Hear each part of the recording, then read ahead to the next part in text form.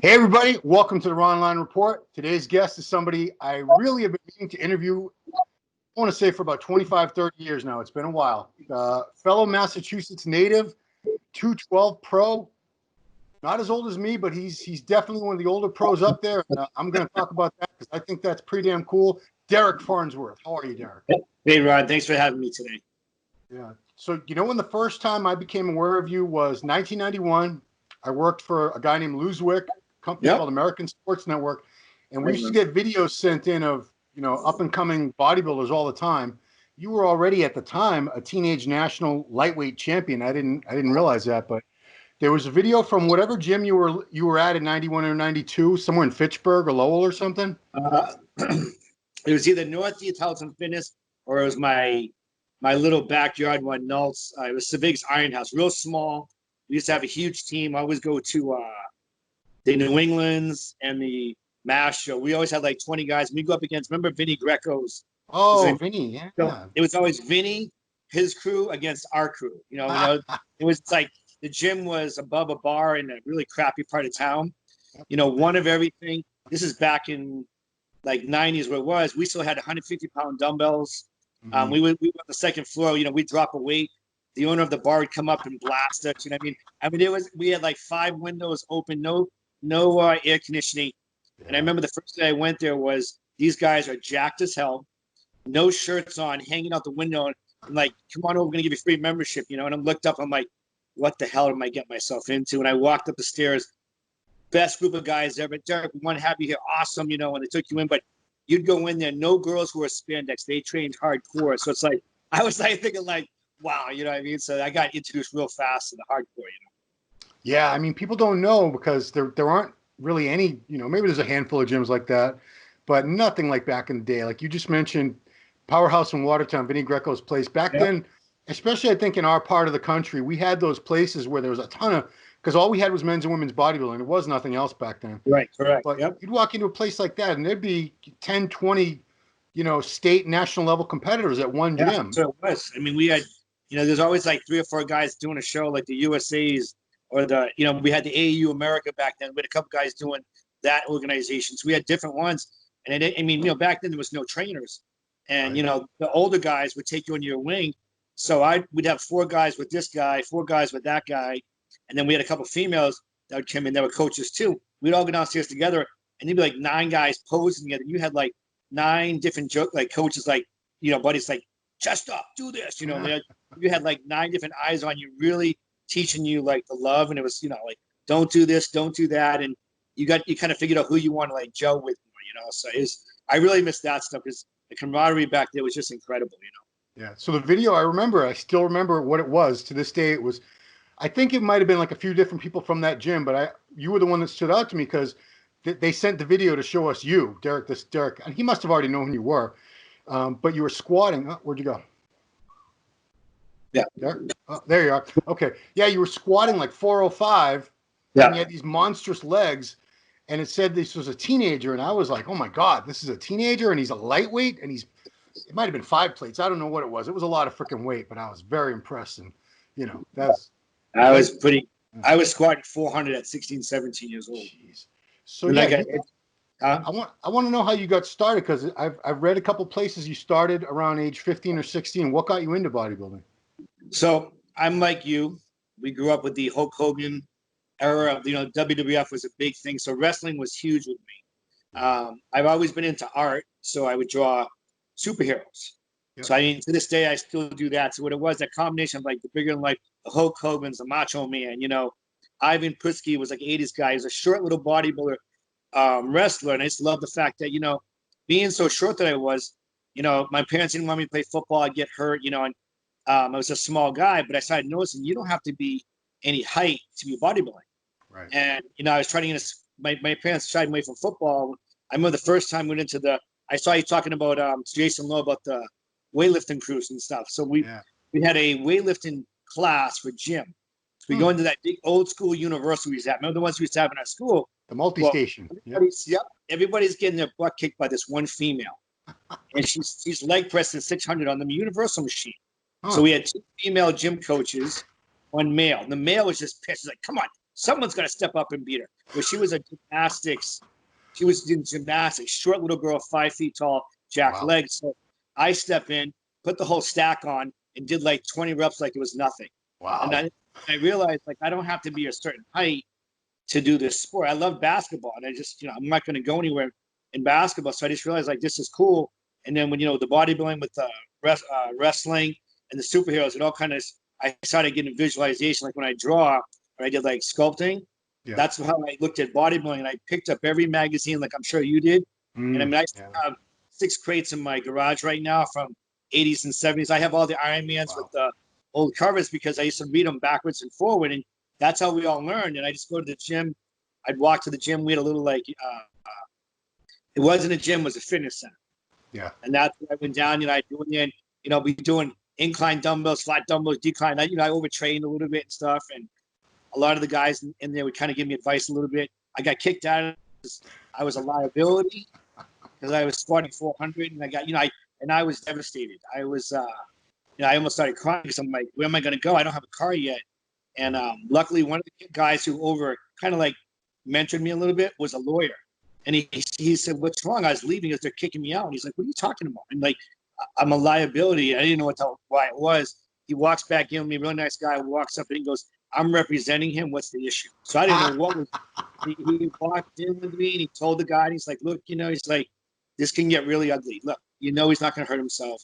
I'll watch him. Don't worry about it. And then they just, be careful with him. And then the guy just, don't go over 400 in here, So he's fine. It worked out fine and everything. So, that's how it kind of started, So who was, for me, it was like Rich Gaspari. That's who I wanted to look like. Was there anyone when you started picking up the magazine said, that's the dude, I got to look like that dude? The first one that really stuck out, who was really cool, I actually got sponsored by him for a while, was Lee Labrada. He was just him. Of course, Danny Padilla was the original one, because I always remember he was like 5'1", 5'2", and with him and Labrada, they were both around 175.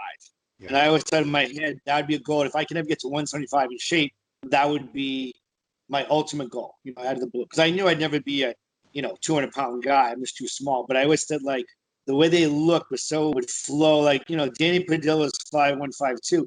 He looked proportionate and freaky, but not stocky, blocky, So that was kind of the 80s, the 70s, the 80s era, and then like the 90s era was Labrada, Yeah. So how did you end up doing your first show?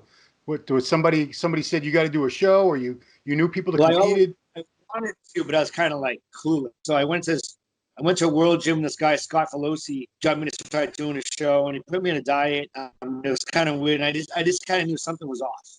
So then I pulled out of the show, and then I started looking like, okay, what's like ANBC was a national organization. So I fell in that one, and so I'm gonna do natural. So I didn't really know about. I think NPC was just coming up, and AAU was strong. But I was kind of like, I'm gonna do the natural, and so I did my own. Read everything you could read. Went there. I won my class. Took third in the men's class. Lost the overall because I guess because the guy was a little bit harder, Yeah. Then I went to AAU, Mr. Boston, and I went up against actually some of Vinny Greco's guys and got beat by one of them. And then, it's okay. And then the following year, that's when NPC came out. And I ended up doing the NPC New England's. And I went up against that kid who beat me the year before, learned how to diet from the crew there. I won the overall Team New England and took third in the men's class. I got a huge thing from Mike Katz. They gave me an encore my routine. It was like, it was one, and that's back when the trophies, if you remember, what was the guy's name? Jimmy Dakota's. I had the 8-foot trophy for the overall, the 7-foot first. And like, go and hope. And remember that the statues on top are still bigger than the ones they give out. I mean, they gave out those trophies were like, I have pictures of them. It doesn't even do justice, so. Yeah. Yeah, I mean, the trophies now are a little, I don't want to say anything bad about them, but they're not like they used to be. Let's just put it that way. I actually like the medals. I think the medals are cool. I really like how they're making them. I mean, before it's just whatever, but I've seen like some of the ones they do for the Olympia, some of the ones they do in like there's one that Mozzie show they're doing in Korea. Oh, I just saw theirs. They're some of them they do really nice medals. I think it's kind of easier to display at your house, Yeah. Yeah, ANBC, it's interesting. It's long gone. There is no ANBC anymore, but I used to compete there with Jose, Tito, a lot of the New England, because they were huge in New England, that organization. Craig Torres. Yeah, Craig, of course. Craig Craig beat my first show. Craig won my class. Yeah. So Craig Torres was the Wonder Boy of the NBC. That's what they called him. Well, when I did the NBC show, it was me against him. And I beat him. And I tell you, like, I love you, Greg, the best. But the look at it, you watch the video when I beat him, he's pissed. That's why I was like, it was just cool because we were so close that was an apples and oranges pick. Like you would look and say, this guy had this, had that. We were definitely apples and oranges. I could look back now and say, they could have picked Craig easily. It goes by your taste, you know. He's still competing too, believe it or not. I know. He's trying to, he's every year I watch. I think he came out to California once and actually did a show to qualify. He did like the Excalibur. Yeah. That's the first time I've seen him in years. But he still hits me up on Facebook and he still loves it, you know. Yeah, he's hardcore. So what year was your first show? 89. Okay, me too. So you're still at it. So let's do some math. That's 31 years. Is that right? Yeah, 31 years. Yeah. Wow. So I'm going to run through this for the people who are not familiar with this is only a partial list, people. We'd be here all damn day doing the whole list. So Teen Nationals, you were 5th in the lightweights in 1990, the year George Betancourt won the middleweights and overall. Yep. I'm jumping way ahead now to 99 because that's when you started doing very, very well. Team Universe, that was your first class win. It wouldn't be the last one. You beat Jose at that show.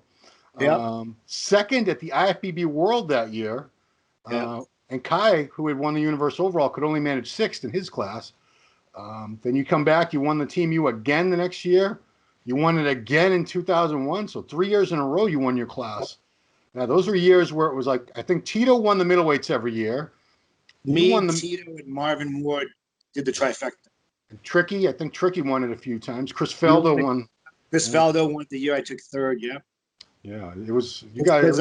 Tricky and Jose jumped classes. They went from like lightweight all the way to middleweight.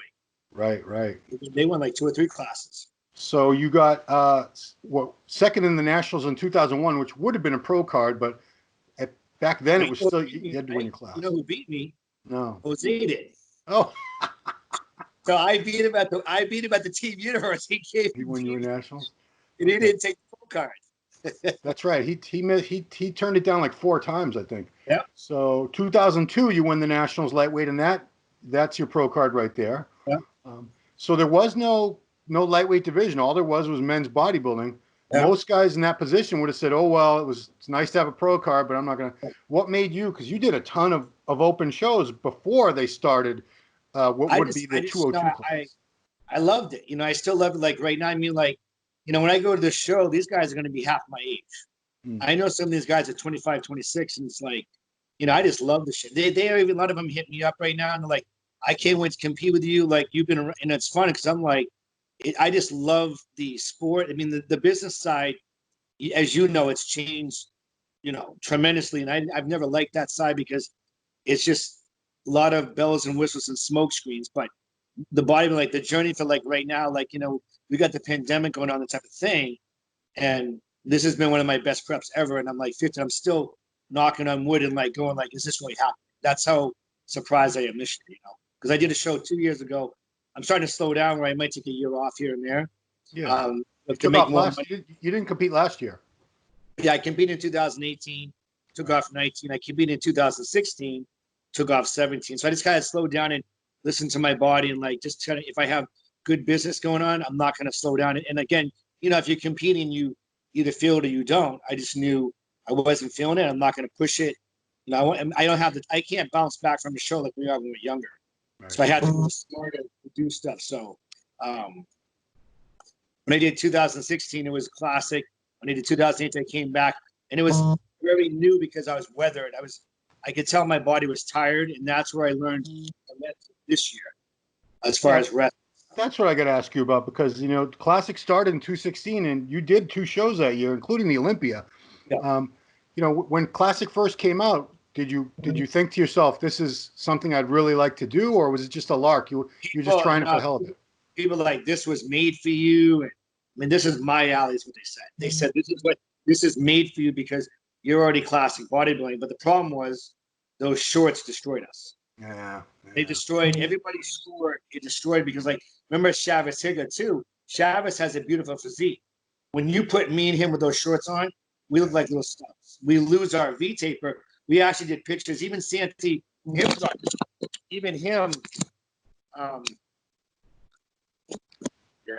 Even Santi when he puts on shorts and trunks, night and day difference. Yeah. I mean, like you put us three next to each other with trunks on and the classic shorts, we look like garbage. But like next time I see him, like you're 212.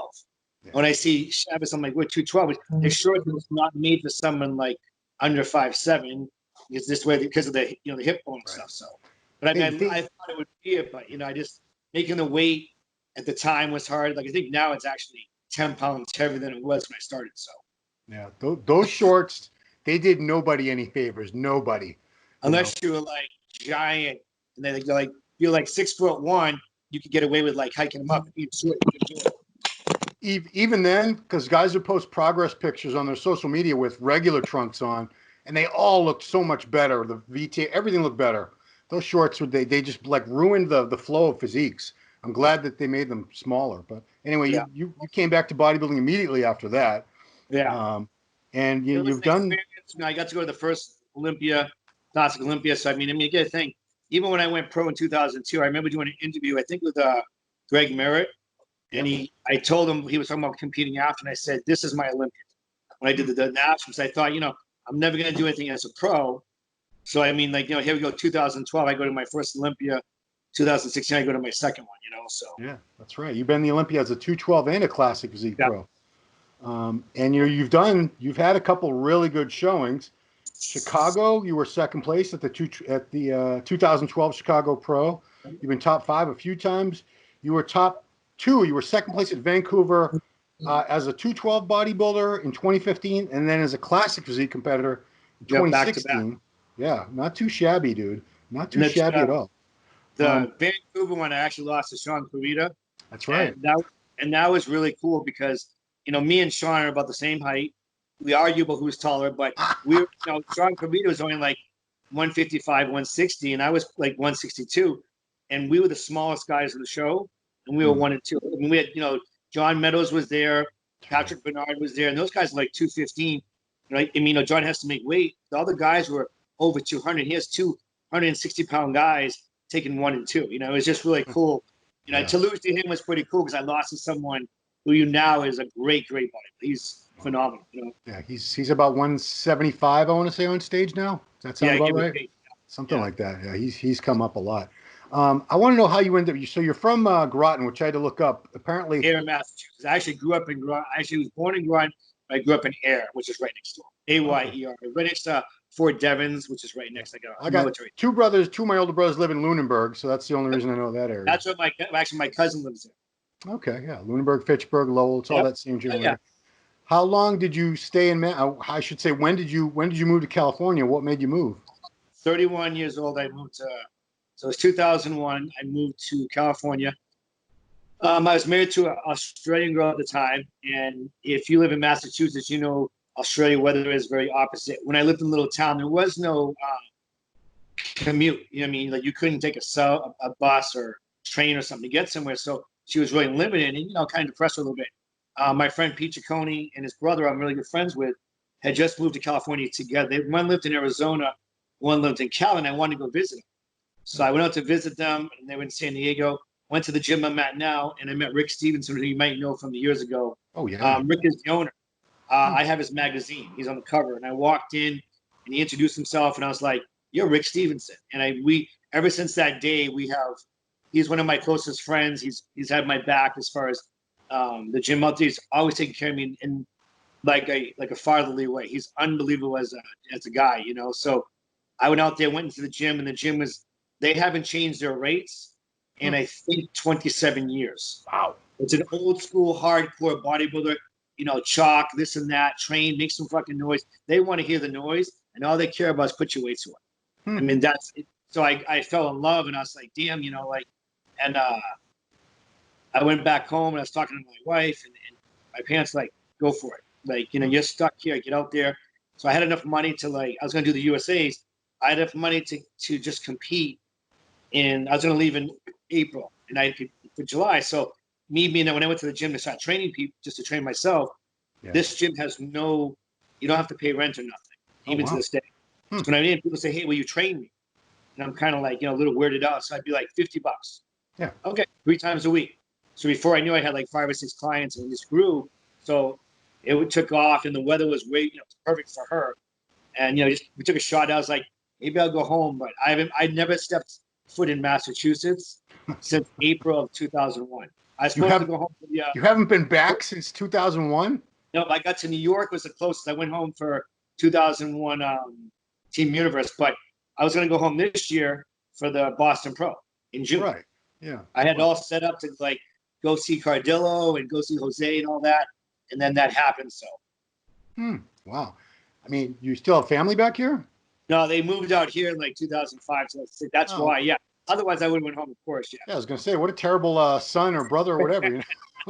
Now, when my mom came out the next year, she was like, we got to convince your dad, because the humidity out here is nothing, and he didn't like it. So all my dad says was, I just need your help as far as, because, he was older. He wanted to know, where is everything? I said, Dad, I got you. I got it locked in. Because everyone out here is not like us back home. We know every connection, some at the DMV, which garage to go to. They don't have that out here. They don't have that where they connect. So I got the guy at the muffler shop. I got the food guy. I got the, what I mean? So they came out. I said, I got you, Dad. Don't worry. So long as he knew, because he was afraid to move because he's been in Massachusetts all his life. So long as I gave him an update of where to go to, because he was making one shot. My mom had been out here, but he was coming out blinded with all our stuff. Yeah. So he came out, they rented an apartment, so he just had to put the trust in. So, yeah. Wow. Okay. Well, you got the whole family out there. That's pretty cool. I mean, usually the older generation, they don't want to leave. I just think it was just time, and they took a chance. I think my mom might have convinced my dad, look, I don't want to be away from her or something like that, because it's a huge difference out here from where we were. We were in a town, it's a lot faster. I don't believe in the more being expensive. I don't believe it. I think if you're good with your money, I mean, you don't get stuck in the Joneses and buy cars you're not supposed to buy. You can survive. You're not going to have a nice house if you live in Tennessee, but I kind of trade off the weather and the opportunity of what's around. I got 6 beaches I can go to in minutes, and it's beautiful. And I'm not spending money. I'm not buying winter clothes, and it's just there's a lot of opportunity. I wouldn't live in LA, but down that's here, what I was going to say. LA and San Diego are very, very different places. I lived in LA, and I would never live there again. That's just everyone who goes to LA comes down they say it's a night and day experience. And I mean, if I was in LA, I probably would have went home because I don't even go up there anymore. I can't handle it. It's just very toxic, Yeah. And your gym is called The Gym, correct? Yeah. Yeah. I should get credit for that, but you should get a little free membership. Was that the place that was Gold's Pacific Beach years ago? Yeah. Same owner, same everything. So literally, I remember. I think the beach is right out the front door, isn't it? 3 miles straight down. Oh, it's 3 miles away. Okay, well, I'm way off base here. But if you go on, you're probably you're thinking of Powerhouse Gym, which is right on the water. Yep, right on the water. Okay. That's Powerhouse. Yeah, that's right. Literally on the back side was the beach. That's called shot fitness now. Your gym, The Gym, that's where Sergio Oliva Jr. trains? Yep, Sergio, Eddie Bracamanas, Danny Unin, about 15 men's physique pros. Wow. It's a breeding ground right now. It's probably, I've been all around the country and stuff. We have crazy amounts. I mean, you walk in the door and you got 16-year-old girls and you have 60-year-old women doing shows. Wow. And they all want their pro card. Of course. Hashtag going pro at the Miami Nationals. Yeah, they're all yes. I have to educate them on that. It drives me crazy. Oh, dude. I mean, yeah, it would bother you like it bothers me. But so your gym, I think Sergio told me they got shut down at one point during the quarantine because they tried to stay open, and we stayed open as long as we possibly could. Yeah. And then what we didn't want to do was piss off because they can affect your business license. Yeah. So right now we're going through it again. Oh wow! Oh, because they shut everything down again, right? Yeah, they just shut down gyms, salons, and all that. So it closed Tuesday night. And as of right now, we've been open 2 days illegally. And every gym in the area is saying, fuck you. They're all going, nope, not shutting down. They're all doing all that. So well, what ours is, we had the cops come in this morning, actually. And I was eating a meal, and I'm sitting right there. And sure enough, right there, they come up to the counter. And they're like, hey, we had to come in. Someone made a call. And Rick he's the best. I mean, he knows how to talk to people. He's like, "How you doing, guys?" You're like, "Good. You know, we had to come in. We don't want to be here." And the cop goes, "This is an awesome gym." So Jake, you know, Rick's like, "I'll take a ride." He's like, "Yeah, this is nice. You guys have a nice day." And they left. I don't think they're really good. They don't want. I guess I heard that the cops do not want to shut people down. I guess they made a vote and they won't do it. So they can't afford a task force. So I mean, I don't know how long, but the fact that every gym in the area, and I guess this is every gym, maybe you might know of Stern's gym. The late Leo Stern. Yeah, I didn't know that place is still around. That's still open. Yeah, that's still open. So like them and Boulevard Fitness is actually Sean Gilbert, who's a very good friend of Jay Colors, back from Worcester, Massachusetts. Yeah. And he owns that one. So they're all just like locking together and everybody's just talking like back and forth about just not shutting down, you know. So So now you didn't miss any workouts. You were always training somewhere this whole time, right? But luckily I have good relations with certain people and I have an office inside the gym. So I had legal reason to go into the gym and then it was locked. Like they weren't Rick was really strict because he goes, I just don't want to get in trouble. So I mean, I'd be in the gym there by myself. I mean, the doors are closed like that. And then one of my clients was he probably bought $35,000 worth of equipment.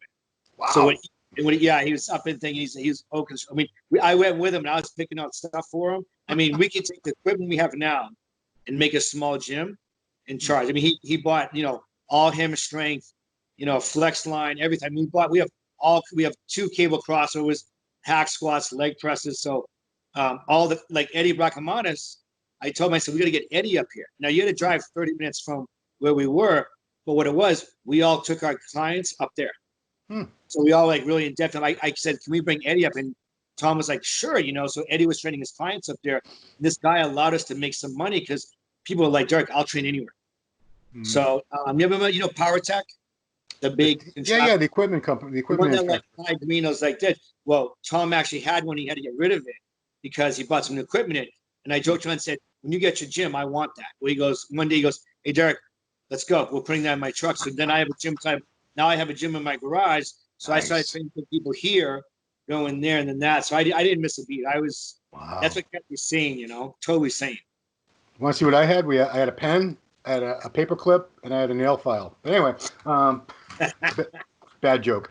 So, you know, you mentioned The Office, and that's what I want to get into. You're known, probably better known now for what you're a ART therapist, massage therapist, deep tissue.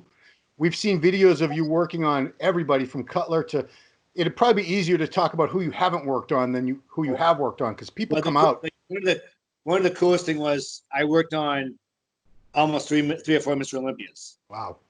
So I worked on Sean Roden when he won. And I worked on Sean Roden like 13, 14, 15. Didn't work on mine 16. Worked on when he won his Olympia. I worked on Brandon Curry when he made top 5. I worked on Brandon Curry when he won. I worked on Kamal when he won the 212 the same year. So I've touched the best, which is cool because the one thing about that I am very honored with is they trust me days before. I'm working on them Tuesday, Wednesday, and they come in and they're like, I trust you there. You know, I can call Brendan up right now, and when I set up, I'm like, how's Tuesday? And like 2 weeks ago, he's like, yeah. And we're just in because he just knows we come in. You know, I worked on Big Ramy. The year I worked on like last year, the year before was crazy. I had like Big Ramy, Dexter Jackson, you know, Brandon Curry, Sean Roden, all these guys. Even like Jay came by, Jose came by, him and his girl. And the room when I had, it was probably like to hang out in that room. It was awesome. There were people coming in the door, and it's like these guys, like, you know, I had like Luke Sandow. I had him last year. You know what I mean? To see these guys and give them one-on-one, it's the best because you really get to know them. And they're low carb, this and that. And then I get to really get to know these guys, and they're so appreciative. And I mean, I'm honored that they let me touch their bodies. You know, totally. I mean, you have this reputation as being the best. I don't know who else. The only 2 names I ever hear are you and Jimmy Bluff. I don't hear any other names really. And people fly out from all over the country, from internationally to be worked on you. But that is insane. I get that happens. Like when guys like that come in, like I remember Dennis Wolf. We actually did a video for you guys years back. Yeah. He would fly in, and I'd actually go pick him up. And I remember picking him up. I never met him before. And here, you know, Dennis Wolf is and we're still great friends today. I mean, I actually went out to Vegas quite a few times and worked on him out there. Yeah. I picked him up. He's like, hey, Derik, I'm sorry, I don't know you. Like, I don't know me. And I said, you'll know me after, like joking. And the video, of course, you guys had it. And he came back like 3 weeks later. And I remember saying, where's the pain? Because he said, I'm like, because we made you better. I said, you're learning. So I worked on when he took second at the Olympics, the second or third, I think third, his best. Yeah. I peeled his glutes and he was like, my glutes, and got to know his wife and his daughter. So his wife's like, you did it, and I'm like, if he needed to come see me at midnight after prejudging, I told all my clients, if you need me at midnight, I'll do it. Okay, because I knew, because I compete, every little inch helps. If you need me to peel your glutes a little bit, just text me, I'll take it. You know what I mean? And then the next year, I remember working on him, and he was so loose. I was like, Dennis, what the hell? He's like, and his wife goes, he's listening. He got therapy every week. He's been stretching with a professional stretcher, and he just noticed. And I was like so proud of him because his body was like unbelievable. He was so loose, and that made me good because he learned. Like I taught him something. So that was a big thing. How long have you been doing that? How did you get into it? 2008. So I have a massage guy out here, and I've been going to him for 19 years. So I've been going to massage since I was like 22. I learned like that's take care of your body. And when I came out, this little guy looks like Mario Brothers, right? No one, no one knows where to go to get something good, like a muffler. So I looked him up in the phone book, and I'm like, hey, I'm a bodybuilder. I want to get work on. He's like, yeah, I can handle you. So I go in, I see him. I'm like, he's this little guy. I'm like, God damn it. 2 elbows in my back. He's like, oh, you got a bump in your back. Puts in the forward driving, digs the thing out. My toes are curling. I'm sweating. I'm like, you have a client for life. So I started going at like 30, 32 every week. And then I get to like 38 every 3 times a week. And now I go every 2 weeks. Oh, okay. Wow. So, when did you decide that you wanted to pursue that and do that yourself? Probably so I remember I started seeing him in 2001, and I started sending him clients because like, hey, this guy's got a bad, like learning the injuries. I'd be like, because I've had so many like aches and pains. I'm like, oh, that's your bicep tendon. Yeah, call up Jeff, go see him. And then, so I'd always say, hey, was that right? Well, he'd say, well, it's kind of like your bicep and your pec minor. Okay. So I learn and learn and learn. And then I realized I'm sending this guy all this freaking people. I should do massage. Right. So in 2006 or 7, I went to get massage school, and I really wanted to do ART because I watched Milo Sarkev go to the guy who created ART, Mike Leahy, and he went there and he was doing some ART, and I was watching, and I was like, okay, that's geared towards bodybuilding more. Like it's really specific. So I had to go to massage school that would allow me to get into ART because you have to have prerequisites of either be a massage therapist, chiropractor, occupational therapist, physical therapist. So I went through massage school to get that, and then just kind of created my own style. Because is ART, because I used to have it done years ago. Is it always done with the tools, the Graston technique, or not always? They don't. It's all. There's no tools, no oil, no nothing. Oh, okay. It's evolved. That's like I do the Graston tools. I use the Newbie machine now. All type of stuff. Like I keep evolving. Yeah, I didn't even know about this Newbie machine until Brad Rowe was on MD Global Muscle with Giles last week. And that's when I started looking at the videos. I'm like, oh wow, that gadget. So you work with one of those? It's called the Newbie New Fit. Brad been pushing me for 1 year to you got to use this, Derik. And I'm thinking like it's like $18,000. It's a very expensive machine. So I couldn't understand how am I going to bring the machine into training and charge more money? Because I'm like, I'd have to charge $150, $200. Who's going to pay that? Yeah. But what he didn't show me was not in rude ways.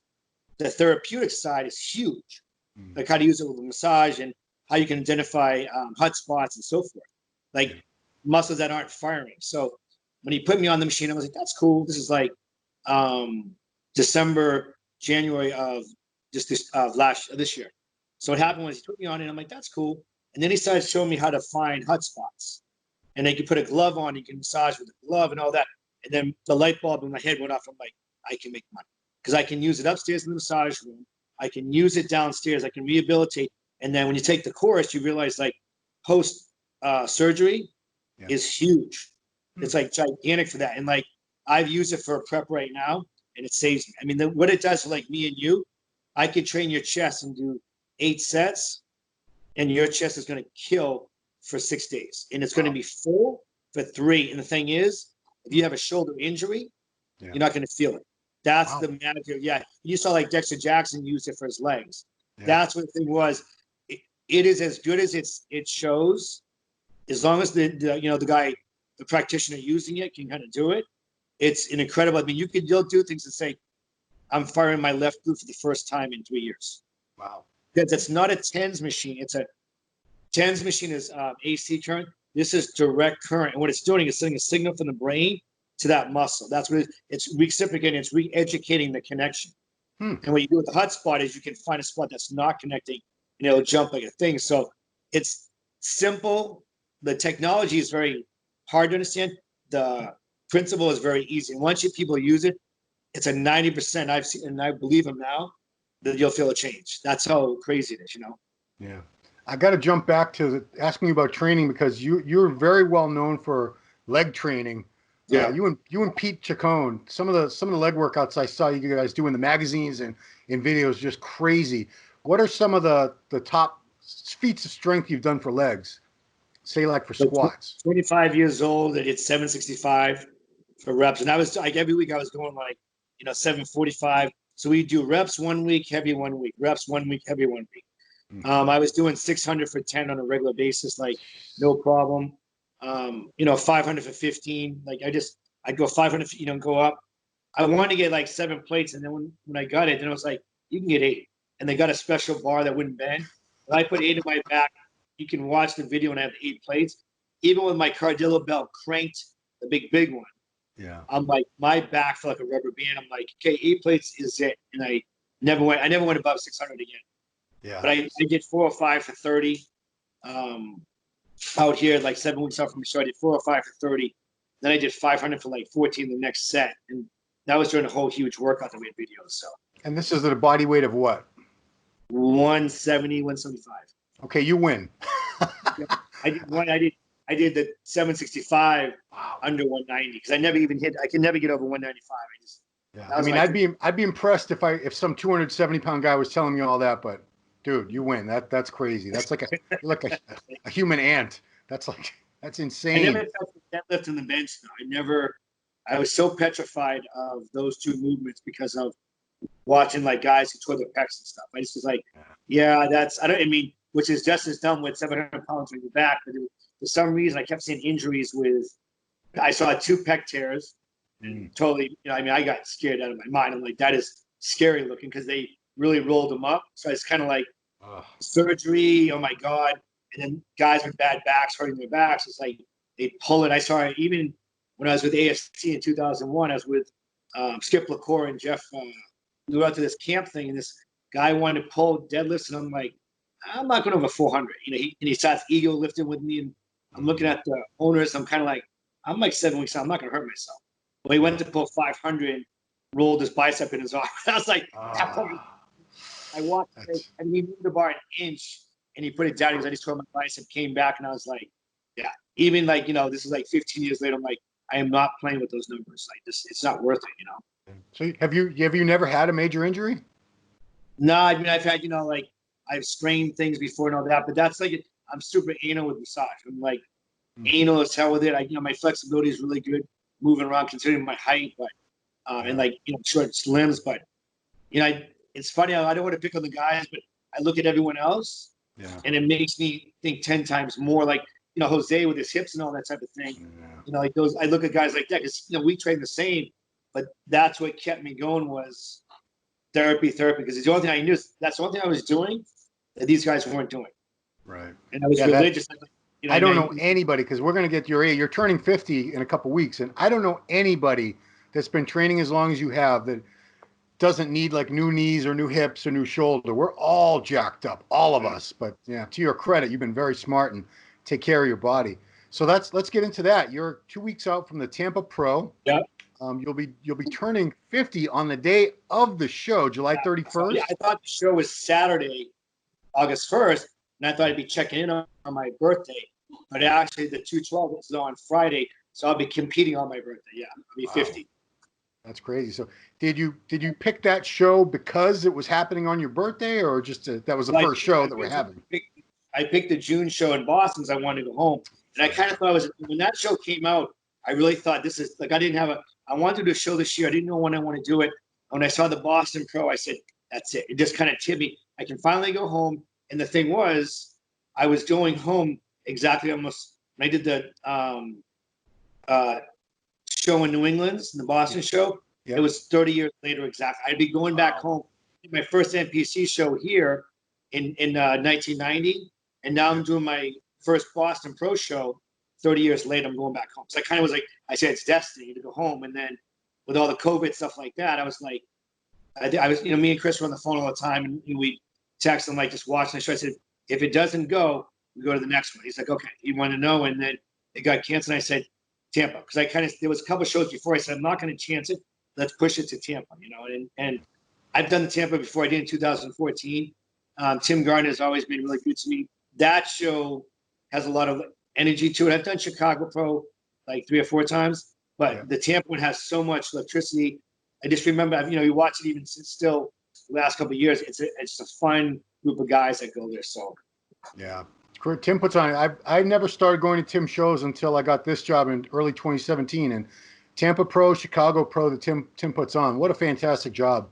He really takes, he knows the athletes like that. He makes sure we're happy. But the Tampa one really sticks out more than Chicago, because Chicago, where it's held, it's a little bit way out in the boonies, and there's less of a thing. So the Tampa one just has more of an electricity to me. And all the guys going, we've all been talking back and forth. And it's like, even like Jason, we talk, you know what I mean? And we're all just like, and that's why I love it with the 212 is all the guys are just super cool. When you're backstage, like Justin Miller's, what's his name? Justin Rando. Yeah. I mean, we never met. He came up, at Dallas 2 years ago. We're like busting each other on height and stuff like that. We're talking right now, like, is the show going to go on? Derik Osland, Derik's name, both of us have, that's a very rare spelling, Derik. Right. I'm the first one he's ever seen with the spelling. And then, we're both in bodybuilding. His name is Weapon X, his nickname, which is actually Wolverine thing. And that's one of my favorite characters. So I'm like, so I show him all my Wolverine stuff, and it was like, we have a lot in common. So it's just been like the camaraderie between all the guys is just, to me, the 212 is a very strong, like family-oriented thing, I've noticed that even like backstage that they're just more, I don't know, more camaraderie. They're more gregarious. They're more helpful to each other. They're cool. We bust balls. We joke around. There's no attitude. It's like, a couple of guys reach out and say, I can't wait to compete with you. You know what I mean? I'm like, what do you mean?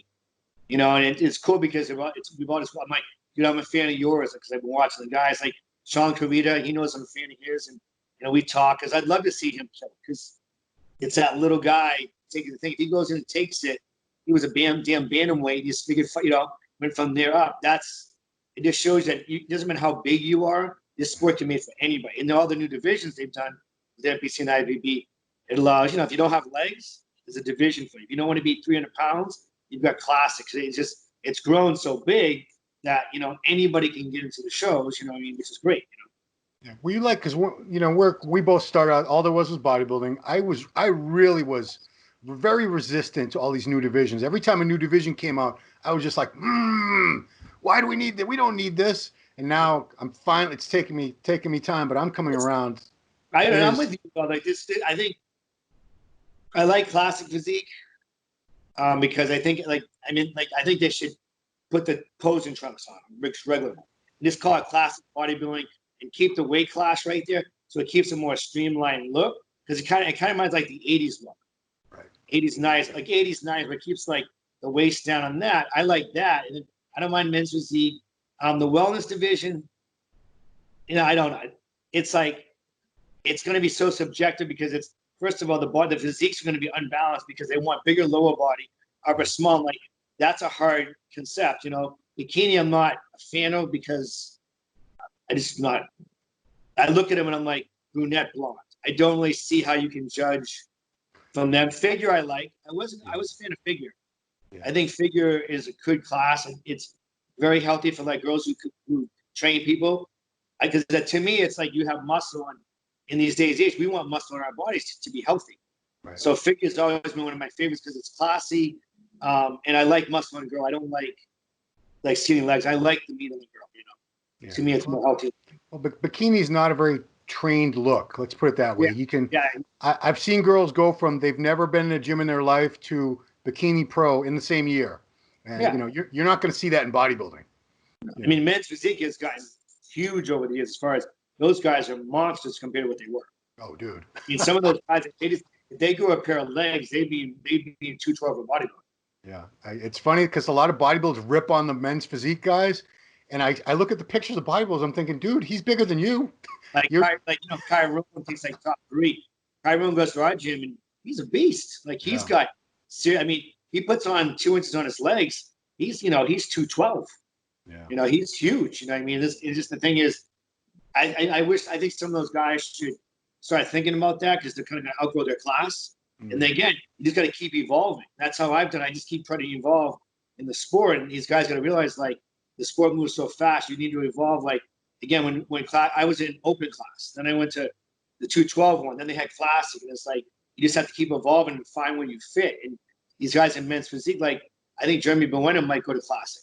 Right. Yeah. The way he's acting, it's going to reinvent. If he comes back in men's physique, I think it's going to be hard. If he goes classic, it's going to make some excitement. And he used to be a bodybuilder. He was anyways.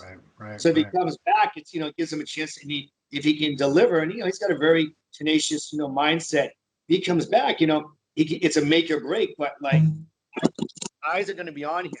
Oh yeah, there's a lot of people that want to see him fail. So.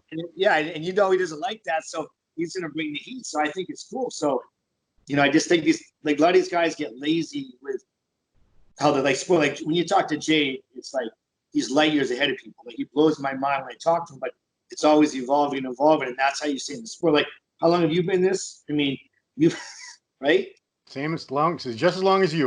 Too long. I mean, you've been in the industry too. Like I said, you've been in the journalism, which is the thing, and that stuff's changed crazy. There's no more magazines. I know. But like right now we're talking. So that's what I was saying is we always guys like you, me, like we always want to evolve, and that's how because we love the sport. And we love what we do. We always find a way to get that, to get to stay, active in this. Like I said, the massage keeps me active in the sport. I get to work on the best guys in the world the week of the show at the Super Bowl. Yeah. I have like a list of like 18, 20 guys, and they're all walking. They're thanking me, and I'm going like, no, thank you. Can I get a picture? And they're like, yes, please. So that was a cool thing is even if I step away from the stage, I can do that. And like with the newbie, if I bring that in, I'm actually going to Tampa and getting worked on by another guy. Who has the machine. I'm going to fly in. He's going to put it on my back, and we're going to loosen up my muscles. What's he going to put on your back? The newbie. We're going to put the newbie on. Oh, okay. I was going to say, what the hell is he going to do? Is he puts them on it, and with the machine on, we just loosen up my muscles. So there's certain spots that have to be that get tight. Like if it's my hip flexor or like my rhomboids in my back, we put them on, and there's a way to open them up without damaging the muscle, but it's going to make the muscle open. He has pictures that you look at the guy's back and go like. These areas are 2 or 3 inches bigger. So that's the type of thing. Cool is I'll have to get, sections to get people to trust me and then do it the weeks before, like do it on a Monday. What it'll do is it'll loosen them up. They'll be like, my back won't open up, my lats. Put them on, have them do these motions, and also like the muscle releases without damaging the tissue at all, That's why I said there's so much with that machine also that I'm like learning that now. So when it comes limit time, all that, I can show them like, let me show you this. And then it'll build up, and other practitioners in other areas will get business because they'll be in the area. Cool. So last question I have for you, Derik, is 30 plus years, very few people are able to keep the fire burning that long, getting to the gym every day and, eating all the meals, hitting the weights every day, prepping for show, competing for as long as you have. It's almost unheard of. I mean, I really can't think of anyone that's been competing since '89 and is still at it. Can you think of anybody right now? No, off the top of my head, no. I can't. I didn't realize that you just told me right now. Yeah, I mean, I'm racking my brain because I know a lot of people, and I don't know anybody that started in '89 and is still doing it. So how have you been able to sustain that this long and still, you're clearly you love it because you're looking fantastic, and you can't diet and train that hard unless you absolutely love it. You would have quit long ago. What makes you still do this? How like we all say it's like a lifestyle type of thing. Like this is my therapy, and this is it's what I know. Like, when I get up in the morning, I know it. I'm gonna use Jay's name because we kind of compare. Like Jay has to go to the gym now, and he enjoys it more. Like going to the gym, and he always puts balls. Like I can't train the way Jay does. I wouldn't go to the gym. Like because he goes to the gym and goes in, but because he pushes body hard. Mine is like I don't know if it's like therapeutic and all this. Like if I don't train on Wednesdays, it's my day off. I can feel it. Even to this day, I still get nervous on leg days on Sundays. I still from You know, because there's two things I think. I'm either going to hurt myself or I'm going to have a shitty workout. Hmm. And then walking out of the gym, that's what it was going out. And then, you know, I think it's the endorphin thing too going in, you know, and I don't care so much about the competing side of it, but it's a day to day when looking like, you know, like I said, I used to joke with Pete Ciccone back when I was like 24, 25. We had a couple guys in the gym that were like 50 and they looked pretty damn good. You know, they look good. And I used to say, God, I hope I look like them when we get older. Cause like I'm like, wow, he's 50 years old, 25 from us. I want to look like that. And I used to say like, I just want to wear a Speedo when I'm like 50 and I'll look stupid. And then, you know, here I am like saying to myself, I'm like, holy shit, I said that 25 years ago. I'm stepping on stage with that. So I think I was just more, I love the journey every time. The diet, the suffering. When I did 2018 shows, I didn't have fun. I can say that. I was very close to retiring because the shows weren't fun, but suffering right now, I mean, I'm doing 0 carbs for the first time in my career, a couple times a week, and I'm laughing at it. Like I'm enjoying it. Like I'm looking in the mirror going, well, it's working. So I don't care. Like I'm like, you know, I'm foggy, lightheaded. And I'm like, I text Chris and said, I love suffering. Cause like, look at the way I look and I'm like, you know, and all I did was I backed off work a little bit. That's what I had to do. I had to take a couple of hours off and try nice to get a little extra sleep. And that's what I had to do because of my age. I know my body can't, you know, I can't do 5 hours of sleep. You know, you'll see it the next day. So it's just the love, dude. It's like that 24/7 full-time bodybuilder, as Jay says. It's just what it is. I'm just 24/7, 365. I love it, you know. And, you know, I think I'd have to put up some pictures to try to compare, but I think you look much, much better now than you did, you know, 10, 20 years ago. I think you've put on some more size. You got the muscle maturity, detail and everything. There's not many guys who can say at 50, they look much, much better than they did 20, 30, 40 years old. But I'm going out on a limb here. I think you do. I've been told by some people that I really trust that are OGs and just guys that, you know, no bullshit. And out of the believing, like they said, the owner, Rick, and those guys who've seen me for 20 years. They're like the guys who don't kiss your butt and they don't say much. And they're like, you know, this is the best I've ever seen you. And they're all giving like Dante Trudell. You remember Dante. Yeah. Dante said, I truly believe this is the best you've ever looked. So those guys are hard to convince. Like Vinny Galante said, I think you're bringing your best ever. Like me and Vinny talk as we're the older thing. And that's what's been happening. Like, and, you know, it's kind of an excitement. And I don't want to disappoint those guys because it's true. But like the rush I'm getting from like, how am I doing this? I don't know. And I don't care. You know, just listen to Chris and keep my, you know, my stress down. That was the biggest thing. Like I thought the pandemic would get me. This got me through the pandemic. My prep got me through. Everyone says you're very calm. Like I only had about 10 hours of work compared to like 40. And I was stress free. I was like, you know, go to the gym. I can eat.